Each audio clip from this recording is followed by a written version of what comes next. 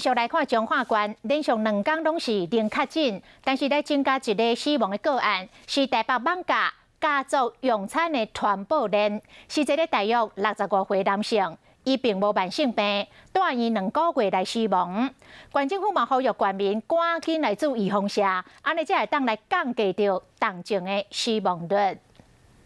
那来跟大家讲，今天我们的疫情哦，我们今天新增的案例是0还是加0哈？总累积确诊人数是266人，我们完成筛检数是74791人，那总共居家隔离的人数有到68人了哈，累计居家隔离人数是3077人，平均每一位确诊人数的居家隔离人数是12人。今天比较遗憾的是。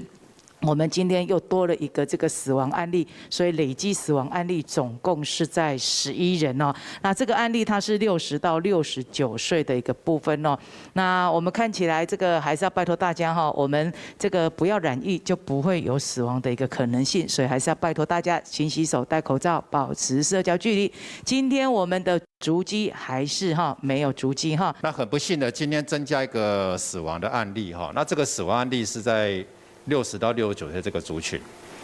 那各位看到哈，从这个85岁以上80岁以上，将近1/3以上的死亡率，到70到79岁10%，然后60到69岁，你就知道高龄者死亡的风险是最高的。请看下一张。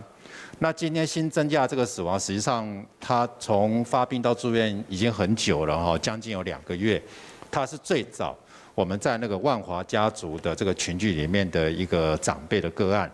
那年龄也是差不多是在60几岁哈。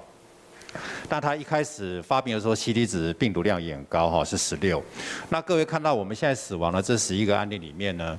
每一个个案其实他都没有接种 COVID-19 的疫苗，所以 COVID-19 疫苗打了之后，这样的死亡风险呢，它一定会一个有效的降低哈。所以再次提醒我们打疫苗的重要性哈。